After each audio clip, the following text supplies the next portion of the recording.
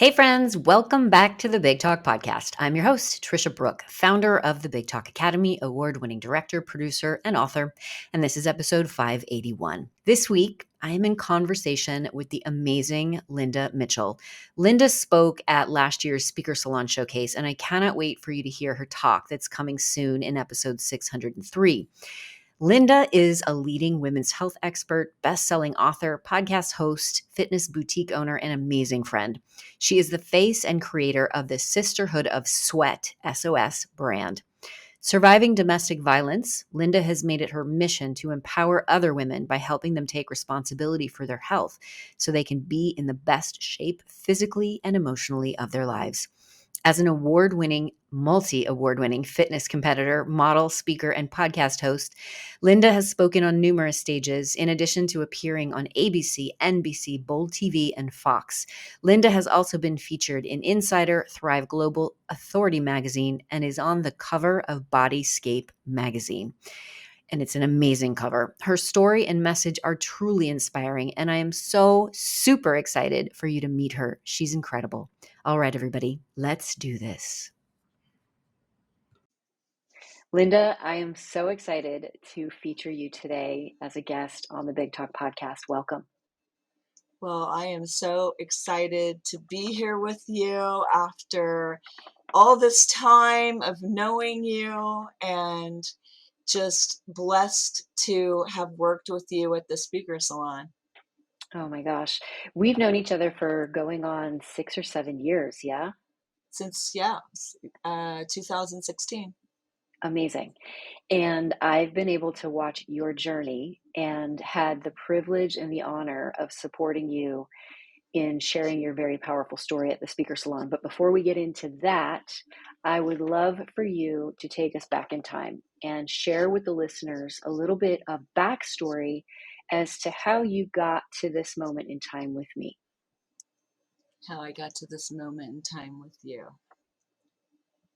Well, I once was married and I was in a situation where there was domestic violence and realized that it was time to get out and rescue three very important things, me and my two children, and realized it wasn't going to change. So I remember I was at the YWCA where they provided an awesome place for me to become the fitness director. And I was helping with abused women and children. How perfect was that?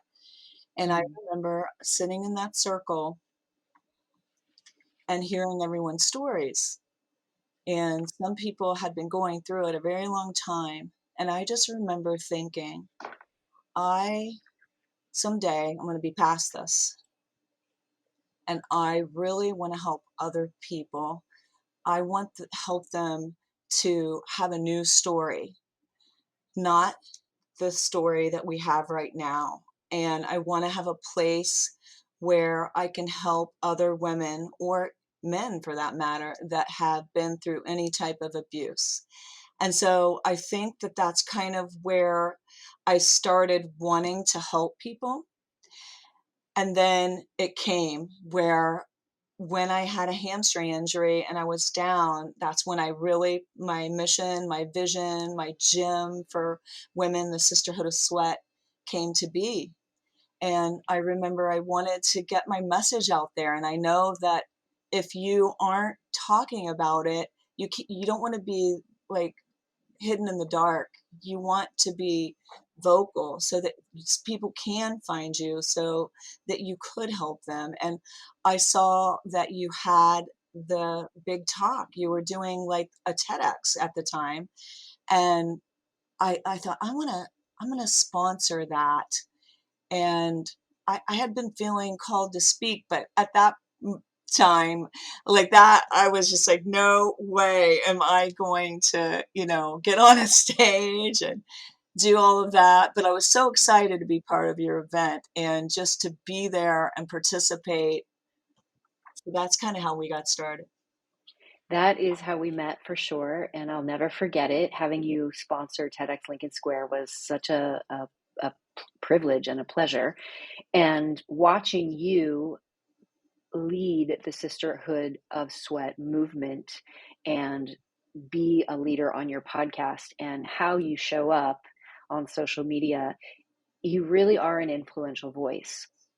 And I think what our listeners can kind of connect to is you have the calling and you're not sure when you're going to do it, but that doesn't mean you should not take steps towards it. So you were always taking steps towards the stage, even though you weren't ready to step onto the stage. And those steps included coming to my masterclass and sharing vulnerably about your personal story and, getting the support that you need in front of other people with hot seat coaching. So I'd love for you to share a little bit about your process and journey in actually finding your voice and then using your voice so beautifully from the Speaker Salon stage. I felt called to speak. And because when I was 8, I had gotten on a stage and had to carry somebody else's lines that didn't show up, I had stage fright. I stood there and froze and forgot my lines and their lines. So I had a little fear surrounding public speaking. Now, that's not to say that I didn't speak in speeches at Miss Fitness USA and do some things, but it was still that fear. But when I started feeling called to speak, then you're right. I did start taking steps and I did test that out. I was like, "Are you sure, God? Me? Are you sure? Me? Am I hearing that right?" And so several times the confirmation would come. And one of those times you emailed me because I said, I really need to get started speaking because I kept feeling the call. There were so many signs that happened. And you emailed me, when do you want to get started speaking? And I'm like, okay, this is too uncanny. Like I just, and so things like that just kept happening, the nudges, the call, the feeling. So I started, somebody said, I think you should be doing solo rounds on your podcast. See, first I started the podcast and that I was interviewing people. So that's about them. And so then I was like, okay, I'll do a solo round. And then I started, and then it just became more and more solo rounds on the podcast. And then it became a thing. And then I was like, oh my gosh, I'm literally reaching so many people and they're resonating with my message. I'm reaching people, they're hearing my voice. And I think realizing one of the things you say, Tricia, that your voice matters, realizing that you're not insignificant, what you say is not important, and that your story, your call, your mission, it truly matters. And getting out of your own way, because how can I help anyone if I'm too afraid to even use my voice? And I think getting over that fear and also just having your guidance, making it my way to the Speaker Salon, it was a big deal because we don't know how. We're like, how do I get started? What part of my story should I tell? What should I leave out?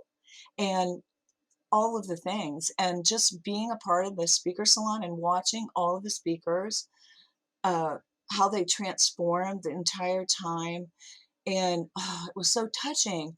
And people all think they don't have a message to share. They think, oh, me? Who, me? You model curiosity, you model excellence, you model leadership. And for those of you who have not yet tuned into episode 603, Before I Lifted One Finger is Linda's Speaker Salon talk that we air on the podcast. And it's on the YouTube channel as well. I want you to really go listen to this because the level of vulnerability that you showed up with at the Speaker Salon modeled that and gave everyone in the salon permission to also be vulnerable. And keep in mind, Linda is a high level fitness expert and model. and champion. And so when you think about somebody who is that fit and understands their body and the science of training, being able to have that kind of strength while also being so vulnerable, it's such a beautiful, beautiful thing to watch you maintain and embody both, Linda. So when you got onto the Speaker Salon stage, were you prepared for the kind of transformation that you experienced? Well, I think I kind of knew because I remember somebody saying, "Why don't you talk about health? Why don't you talk about everything that you know that you do?" And I just knew I was here to really dig deep and to really connect and say bigger things. Not that health and fitness isn't big, but I knew that I had a deeper message to deliver. And I knew that that meant I really wanted to shy away from it, to be honest. I did. I wanted to shy away from that. I knew it was going to be deep work. I knew that what I had to say I knew that it was going to matter. I knew once I finally did it, that it was going to matter. And doing that deep work, it, I, it's something else. I don't even know if I realized it was going to be that deep during the speaker salon, but it was actually life transforming for me. I feel that the message in Before I Lifted One Finger, it's still a message that is resonating with others when I talk to them on the daily through my online training in person, but on my podcast, but also with me. I feel like it's this continual lesson. Like when I went to compete, I had to remind myself that this, I'm already worthy before I receive this accolade, that I'm already worthy of being on the stage. The trophy isn't what makes me worthy. And those are things I had to learn and recognize in my own life, but it's like a daily thing where an accolade doesn't make you worthy, is what we have to recognize. Otherwise, you just get stuck on the gamut of achieve, achieve, achieve. And you get to the thing and you're like, and this is what it was. You have to realize, what am I going after? What is it I want out of what I'm going after? And can I give it to myself right here and now? Do I Mm. literally, like, could I just give it to myself? Oh my gosh. Because I've known you for so long and I had the privilege of going through that process with you at the salon, I feel so proud of you right now. I hope that you're taking that the way it's meant. I really feel so proud of you, Linda. It's just amazing to watch you fully embody your worth. And so that is a journey in itself right there. What happens after I became champion? Then I will have to be honest, there was a little bit of, like, you feel a little lost after after you have found and reached the biggest goal you have been searching to achieve. And then you also have to do a deep dive again because you're like, is this it? Is this what I Mm, was working so hard for? And you see all you just connect and you see all of the things. You're like, oh, the journey was what it was really about. It was right, never right. about the trophy. Yeah, I love that. For those of you who are listening now who have yet to listen to episode 603, definitely tune in or check out Linda's YouTube video of the Speaker Salon talk, which is called Before I Lifted One Finger. And it's really about Linda's personal journey, um, understanding that external validation never makes you worthy. And so it's her personal journey, and it's such a beautiful and powerful talk. I also want to highlight that you took a flight in every single week to be at the speaker salon. And that, talk about wanting something. So, anybody who thinks, oh, it's in New York City, I can't commute, we had somebody come in from New Zealand for 2 months. Linda flew in with her travel suitcase every week. And what was that like for you to make that commitment to yourself? At first, when I was thinking about the idea, I thought, how can I do this? Like, or I can't do this. I've got a business to run. I'm competing. All of these things are happening. But then I thought, like, how can I do this? How can I do this? This is an opportunity of a lifetime. I'm called to speak. I'm going to do this. And I still remember the morning that I was trying to decide. I said a little prayer and I flipped on the radio, and the song said, God's got the whole world in his hands and everything's going to be okay. And that Mm. was my confirmation for me that I'm I'm going to figure this out. I'm going to get the people in place that I need to run the studio while I'm gone. I'm going to compete. And then Canes, that came where my son is going to be honored in a film festival in France. I'm like, oh my goodness. I said, okay, can we work around this? And Tricia's like, yes, you can remote in. And so I was like literally doing that, training to compete, speaking to the Speaker Salon, running a business, and then I was eating bread and drinking prosecco, okay, and chocolate mousse. And I thought, this is not how I've ever competed before. And I won the championship. So I realized we limit ourselves so much. We could do anything. We could do so much more than we ever thought we could, Oh my gosh. that made me realize not to say no to opportunities. Figure out, what do you need to do to make it work? What can you rearrange to be able to show up?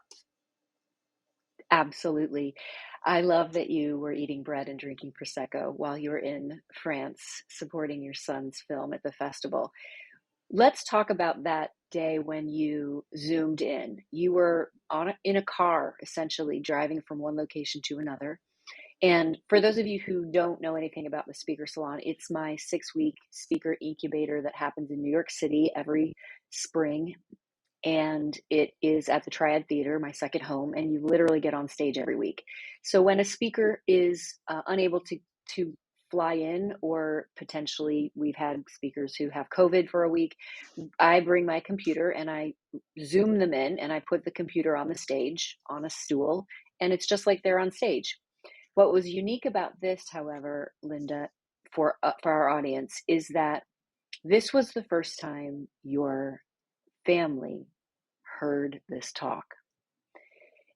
And it is a very personal talk about um, physical abuse. And I remember you delivering the talk with your kids in the back seat, your husband driving, and you were crying tears of truth. And we were all there with you, even though we were thousands of miles apart. We were all there with you. What was that moment like for you during? And I would love for you to share with our audience what your family said to you after. So it was kind of like, okay, this is in front of God, the Speaker Salon, my family, in front of everyone. I am spilling my guts. That's what it felt like. But I went for it, and my husband was sitting there, and he s- grabbed my hand and he squeezed it and showed his support. And then my son had never heard the story because he wasn't around for that. And my son's girlfriend like, they were all, it's the first time they're hearing this story. And literally afterwards, his girlfriend was just like, thank you so much for sharing that. She was just, I can't even think, transformed by the talk and just inspired. She thanked me for my vulnerability and just it was my son just went on and on about it. See, people, you're their mom and you're there all the time, and they might not realize these inner workings of your past or what you've been through because you're momming. But in that moment, it was very transformational for my whole entire family, and it was very healing for me. Oh, I want to just allow that to wash over me because I was there. I got to view it. I got to witness it. And we got to hold space for you and with you. And then when you shared that story with us at the salon of your family, I was even more moved. This is what being an influential voice is all about: being vulnerable and being ready to tell this story, understanding the techniques that you need in order to craft an impactful, commanding script, and showing up on stage, ready to go, learning choreography and blocking while running a business, while doing fitness, while becoming a champion, while supporting your son. So I'm really glad that you're talking about how to make everything possible, because it all is possible if you have the white hot desire to speak. Yes, and I spoke it out like 4 to 6 months before. I spoke out what I wanted. I spoke out that I wanted my next thing to come to fruition was speaking on the stage where I once sponsored a TEDx talk. And that happened. That happened. And it can happen for you, everybody that's Absolutely. listening. Absolutely. I love that you spoke it out, and you spoke it out. Did you write it in your journal as well? I think I remember you telling me that. Yep, I wrote it in my journal and I spoke it out on my podcast. I don't know, I felt something come over me and I just started speaking it out and literally it happened. So I really think what your intentions are, what you speak out into the universe, what your purpose is, it's what drives you. Your why drives you. And I couldn't back away from it. It's too important. And I think that everybody listening, your why is important. And so don't talk yourself out of it because it's so easy to do to be like, oh, my story doesn't matter. It's so easy to do, but you could help. I can't tell you how many people have listened to that talk and told me how much just that 8 minutes made a difference and made an impact in how they think about achievement. Mm. You are truly an influential voice, and I'm so honored to know you and to have mentored you and to call you friend, Linda. I'm honored that I got to work with somebody so gifted that you see what's in us, you know how to pull it out of us, and you also know what we need when we need it. I still remember you coming up to me before I walked up on that stage and just said, "You're amazing. You're amazing." And you know what? I needed that. I needed that for umpteen years. And you said it, and it healed an old wound from years and years ago. Oh, well, I'm so glad. I'm so, so glad. And truly, it's a pleasure and a privilege and an honor to support you, Linda. All right, Thank are you you. ready for some fast talk? I am. All right, what's your favorite book? My favorite book. Well, I love Atomic Habits, but right now I'm getting a fast new favorite, The Courage to Be Disliked. Ooh, I love that one. That's awesome. It's so Who's your good. favorite? Who's your favorite speaker and why?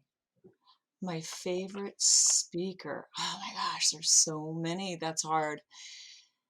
Oh, geez, Tricia. Favorite speaker. Well, this is terrible. Please don't judge me, but I really love Joel Osteen. No judgment here. This is a safe, just judgment-free zone. Amazing.